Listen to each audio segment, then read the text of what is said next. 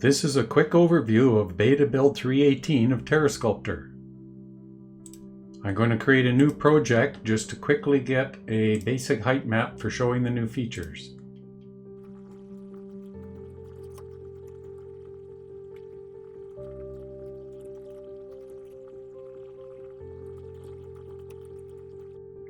There, now that we've got a fairly realistic, half-decent terrain, we will show some of the new features for this build.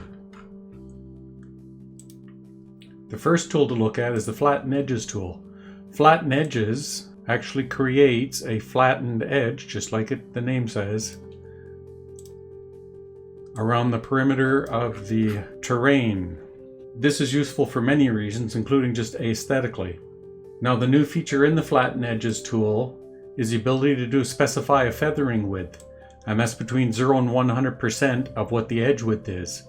So for example, a 50% feather width on an edge width of 64 gives us a nice smooth edge, soft edge like this. We'll now look at the Beach tool.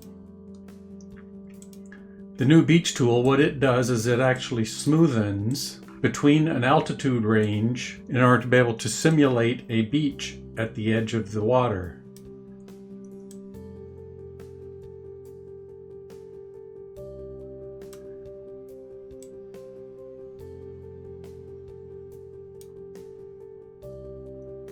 So now you can see the before and after. We've got a nice smooth beach along the edge.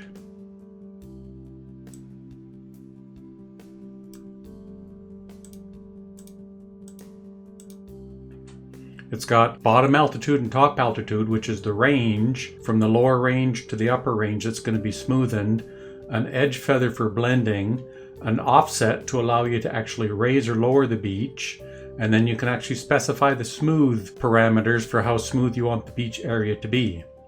The file output area allows you to save the beach mask itself out to disk so that it can be used for splat maps and other masks within Unreal Engine or any other engine that you're working in. So there's our nice smooth beach.